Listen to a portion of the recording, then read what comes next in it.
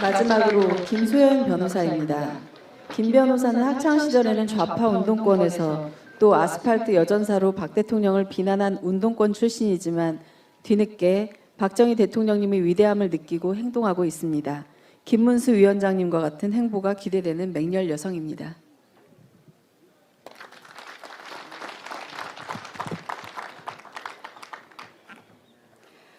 네, 소개 말씀 감사드립니다. 저는 운동권 출신은 아니고요. 81년생으로 모든 운동권들이 이미 모든 운동을 마쳤을 때 대한민국 산업화 민주화가 모두 이루어진 이후에 태어난 그야말로 MZ세대입니다. 네, 박범계 장관의 영입으로 민주당에 잠시 몸담았던 그런 사건 때문에 민주당의 실체를 알게 된 사람입니다. 이 점 오해 없으셨으면 좋겠습니다. 이 자리에 계신 정말 부러운 박정희 대통령님의 임자들께 존경과 감사를 드리며 앞으로도 건강하게 우리 후손들을 위해서 정말 건강하게 더 오래오래 사시기를 바라는 마음을 담아 추도사를 시작하겠습니다. 태어나 보니 잘 사는 나라이기에 당연한 줄 알았습니다. 2020년 겨울 함께 현충원 참배를 갔던 한 청년이 했던 말입니다. 당연한 줄 알았던 잘 사는 대한민국에 대해서 저는 크게 생각해 본 적이 없었던 세대입니다. 저는 부끄럽게도 그 청년의 말을 듣고 그제서야 역사의 결정적 순간들을 돌이켜보게 되었습니다. 그렇게 대한민국 역사의 한가운데를 탐닉해 봤을 때 그곳에 어디에나 대한민국 어디에나 대통령 박정희가 자리하고 계셨습니다. 왜 그렇게 광화문에 나오신 어르신들께서 눈에는 애절함과 눈물이 가득했는지, 다른 한편에서는 왜 그렇게 박정희 대통령님과 박근혜 대통령님의 명예를 훼손하려고 그리고 그 역사를 지우지 못해 안달이었는지 그제서야 극명해졌습니다. 그리고 한심했던 역사 인식에 사로잡혔던 과거의 스스로를 감당하는 것은 오롯이 제 몫이었습니다. 저희 세대에게 대통령 박정희에 대한 이미지는 악마 그 자체였습니다. 386 운동권들이 차지한 전교조와 학원과 강사들이 재밌는 역사 수업 사이사이에 뿌려지는 충격적인 단어들은 감성이 충만한 사춘기 학생들에게 매우 자극적이고 충격적이었습니다. 그리고 그런 자극과 충격은 성인이 되어서도 그 세뇌된 이미지가 뇌리에 깊이 박혀 대한민국 국민들을 먹여 살린 영웅 박정희를 국민들을 핍박한 악마로 각인시켜 왔던 것입니다. 세계적인 석학 엘빈 토플러는 민주화는 산업화가 끝난 후에 가능하다. 이런 인물을 독재자라고 하는 것은 언어도단이다. 박정희라는 모델은 누가 뭐라고 말해도 세계가 본받고 싶어하는 모델이다 라고 했고, 미국의 아이젠하워 대통령께서는 박정희가 없었다면 공산주의 마지노선이 무너졌다라고 증언했다고 합니다. 이런 국제사회에서의 박정희 대통령님에 대한 역사적 평가를 차치하고서라도 우리 할머니, 할아버지들로부터 박정희 대통령님에 대한 생생한 이야기를 들을 수 있었음에도 81년생인 저에게 박정희 대통령님과 함께 새마을운동을 해온 수많은 어르신들의 이야기는 고리타분한 소리로 들렸습니다. 반면 비교적 가까이에서 접하게 되는 386 운동권들은 저희에게 세련되고 똑똑하고 요즘 말로 굉장히 힙한 젊은 삼촌 이모들 같았기에 더욱 친근하고 아마도 닮고 싶었던 모양입니다. 386 운동권 세대의 민주화 운동은 마치 영웅의 일화 같았고 폭력과 억압, 체류탄을 뚫고 독재정권 타도를 외치는 모습은 과장되고 미화되어 영화와 드라마의 소재가 되었습니다. 저희 같은 세대들은 경험해 본 적도 없는 최루탄 냄새가 마치 나는 듯했고 영화 속 동료가 군홧발에 짓밟혀 죽어나갈 때는 분한 마음이 들었습니다. 구호를 외치고 노래를 부르며 함께 도피하는 장면에서는 마치 직접 경험했던 로맨틱한 추억처럼 느껴지기도 했습니다. 어린 시절 어른들로부터 들었던 6.25의 참상과 보릿고개 시절은 저희에게는 너무 먼 이야기로 들렸고 온통 386 운동권들이 민주화로 뒤덮인 세상에서 어느덧 저희 세대들도 최루탄 감성에 스스로 빠져버렸던 것입니다. 이렇게 그들이 그려낸 서사가 독보사처럼 대한민국의 역사를 좀먹고 있을 때 그 사이 광화문은 촛불로 뒤덮여갔습니다. 인권, 환경, 여성, 반일, 반미 다양한 버전으로 분화되고 진화해온 종북 주사파들은 자신들이 주창해온 교리와 달리 일은 하지 않고 기업을 협박하거나 정부의 혈세를 빼먹는 기생충 같은 행태를 저질러왔습니다. 그들은 온갖 부정부패와 축제를 위한 범죄를 저질러온 범죄단체에 다름없었습니다. 태어나 보니 잘 사는 나라이기에 당연한 줄 알았습니다. 재작년 현충원에서 만난 청년의 말처럼 어쩌면 저희 세대는 박정희 대통령님의 피를 깎는 노력으로 일궈낸 눈부신 산업화, 그리고 산업화를 기반으로 세계 어느 나라보다 빠르게 진행됐던 민주화가 모두 완료된 이후에 태어난 세대여서 아마도 지금 우리가 누리는 자유와 풍요로움이 당연한 줄 알았던 것 같습니다. 그런데 말입니다, 박정희 대통령님. 저희 세대는 핑계 같지만 어쩌면 겉으로 누리고 있는 자유와 풍요로움과 달리 정신적으로는 오히려 퇴보하고 피폐해진 삶을 살고 있는 것은 아닌지 자꾸만 속상하고 슬픈 생각이 듭니다. 20살 캠퍼스의 낭만과 최루탄의 향기에서 빠져나오지 못한 불행한 세대의 강한 보상 심리가 저희 세대를 짓누르고 있습니다.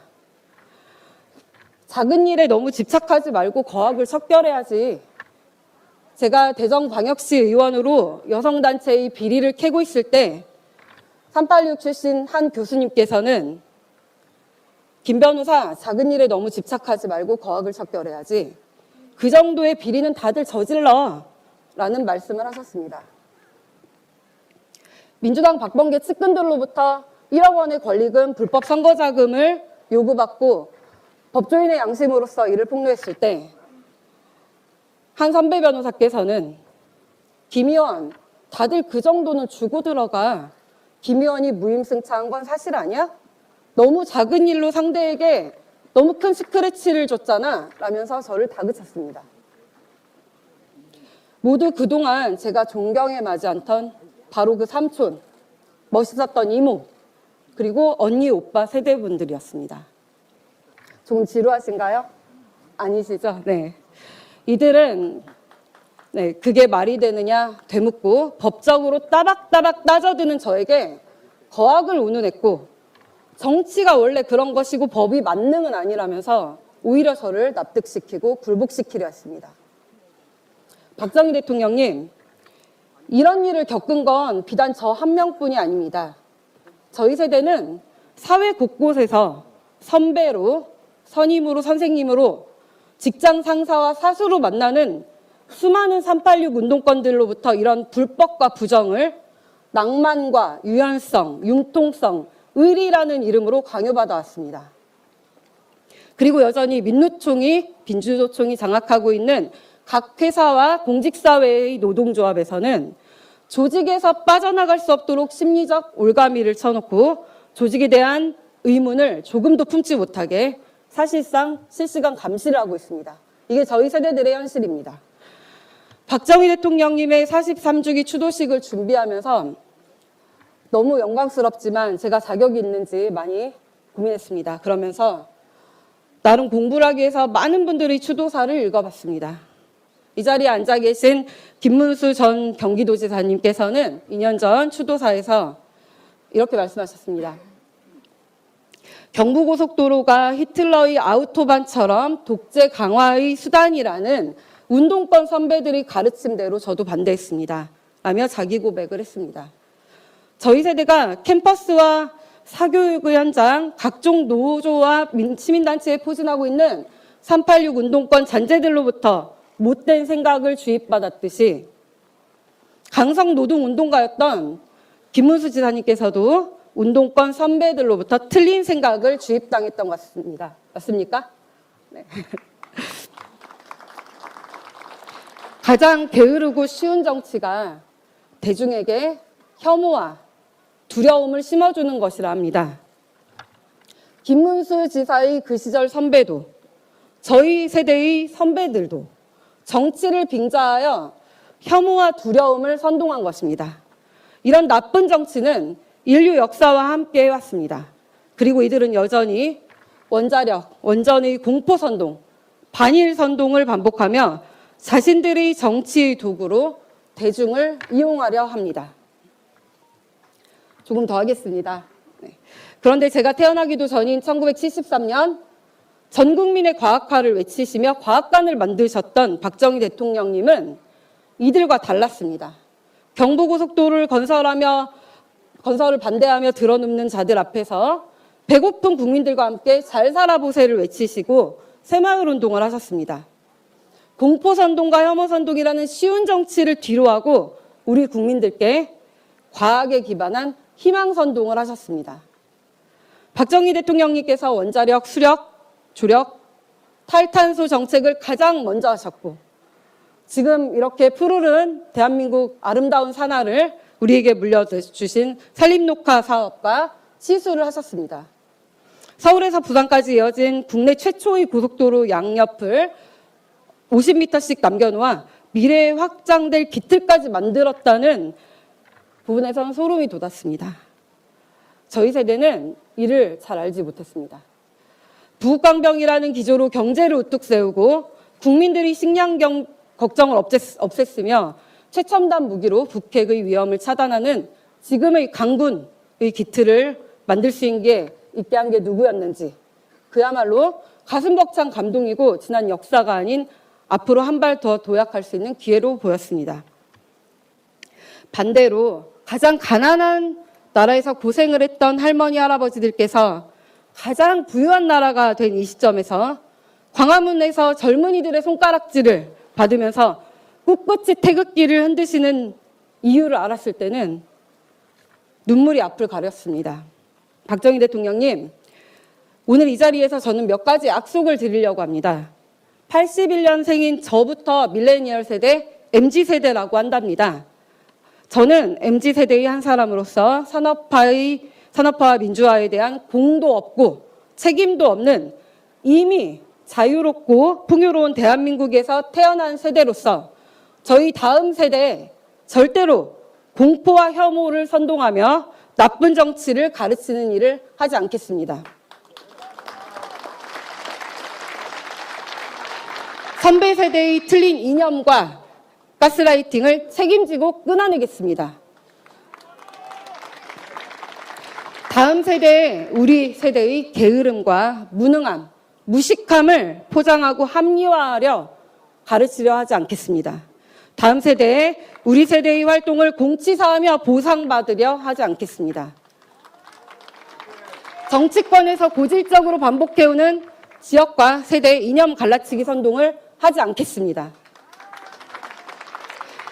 막상 유신 세대로 불리는 김문수 지사님과 같은 분들은 박정희 대통령님의 큰 뜻을 뒤늦게 깨닫고 그 뜻을 이어나가고자 하는데 여전히 30년이 넘도록 20살 캠퍼스 낭만과 최루탄의 향기에 빠져 거기서 헤어나오지 못하는 불행한 세대인 우리 선배 386 운동권 일부는 정치권에 남아 철진한 이념 선동을 반복하고 있습니다. 저희 MZ세대가 이들을, 이 불쌍한 386들을 스스로의 굴레에서 자유롭게 빠져나오고 해방될 수 있도록 그리고 진정한 민주화를 이룰 수 있도록 노력하겠습니다. 마침내 동시대를 살아가는 모든 세대의 국민들과 함께 한강의 기적을 일궈낸 대한민국 국민으로서의 자부심과 자신감을 우리 후배들께 이야기하겠습니다. 대혼란의 국제사회에서 부국강병과 자주국방의 기조를 이어가고 자유대한민국을 공고히 하겠습니다. 박정희 대통령님께서 그러하셨듯 우리 국민들에게 희망을 선동하겠습니다. 다시금 우리 국민들이 새마을운동의 희망찬 설렘을 느낄 수 있는 그날이 오기를 바라며 MZ세대 대표 김소연이 할아버지 박정희 대통령님 영전에 고합니다. 2022년 10월 26일 변호사 김소연 올림. 감사합니다.